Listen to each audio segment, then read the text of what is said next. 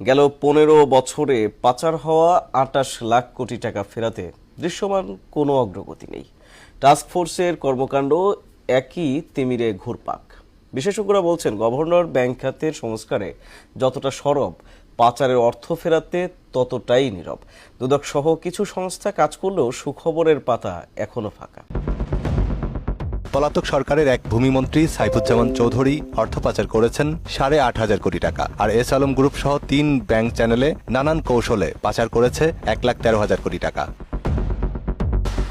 বিদেশে অর্থ পাচারের তথ্য-উপাত্ত বিশ্লেষণ করছে দুদক, সিআইডি, বিএফআইইউ সহ কয়েকটি সংস্থা। ইতিমধ্যেই তারা জড়িতদের স্থাবর অস্থাবর সম্পদ জব্দ, ব্যাংক হিসাব তলব, সন্দেহজনক লেনদেন পর্যালোচনা সহ গঠন করেছে টাস্কফোর্স। যদিও এখনো কাজের কাজ হয়নি কিছুই। রাজনৈতিক ক্ষমতা এবং প্রভাব বিস্তার করেই তারা এই কাজগুলো করেছেন। সুতরাং রাজনৈতিক দলগুলোকে কিন্তু এক ধরনের কমিটমেন্টে আসতে হবে যে তারা ক্ষমতায় আসলে কোনো ধরনের অন্যায়, অব্যবস্থাপনা, অনিয়ম, দুর্নীতিকে তারা প্রশ্রয় দিবেন না। যদিও বাংলাদেশের রাজনৈতিক দলগুলো খুব চটজলদি বলে ফেলে যে সকল অপরাধ অনিয়মের ক্ষেত্রে তারা জিরো টলারেন্সে থাকবে। জিরো টলারেন্স শুধু মুখে বললে হবে না, এটা কাজে দেখাতে হবে। পাচারকৃত অর্থ ফেরাতে সাধারণত ৫টি ধাপ অনুসরণ করা হয়। এর মধ্যে প্রথমেই রয়েছে অভিযুক্তের সন্ধান, তারপর ব্যাংক হিসাব জব্দ, পরের ধাপ নিরপেক্ষ তদন্ত, এরপর বিচার প্রক্রিয়া শেষে পঞ্চম ধাপে আদায় করা হয় পাচারের অর্থ। বড় রকমের তারল্য ঘাটতি তৈরি করা হলো রাষ্ট্রায়ত্ত ব্যাংকে, সেগুলোর কি হবে? তো দেখা গেল যে একটা শিল্প গোষ্ঠী আসলে এই যে পুরো রাষ্ট্রায়ত্ত ব্যাংকে খালি করে দিয়েছে। তো তার বিরুদ্ধে কি ব্যবস্থা গ্রহণ করা হলো?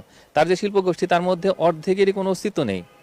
তো সেগুলো নিয়ে প্রচুর ঋণ নেওয়া হয়েছে। তো এখন এই গভর্নরের তো মূল দায়িত্ব হচ্ছে যে এই জায়গাতে আসলে সুশাসন নিয়ে আসা এবং এই ব্যবস্থা গ্রহণ করা।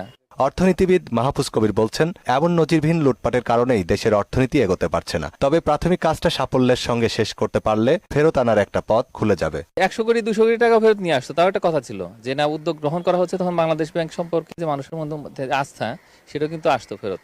তো সেটাও হচ্ছে না। আমি মনে করি যে এই জায়গাটা খুব দ্রুত একটা কর্মপরিকল্পনা দরকার, যে কিভাবে টাকাটা লুট হয়ে গেল, যে খেলাপি হয়ে গেছে, যে তাদের কাছ থেকে কিভাবে টাকাটা উদ্ধার করা যাবে। অপরাধ বিশেষজ্ঞ তৌহিদুল হক বলছেন, আর্থিক খাতের অপরাধ মানুষ খুন করার চেয়েও বড় অপরাধ, কেননা এতে গোটা একটা জাতির অধিকার থাকে। আর্থিক কাঠামো যদি এইভাবে চলতে থাকে, তাহলে তখন সাধারণ মানুষ ক্ষতিগ্রস্ত হয়ে পড়ে।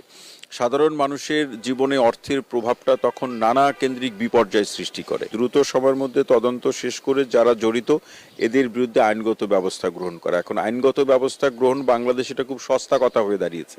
অগ্রাধিকার ভিত্তিতে সমস্ত আইনি প্রক্রিয়া শেষ করে পাচারের টাকা ফেরত আনার তাগিদ দিলেন এই বিশেষজ্ঞ।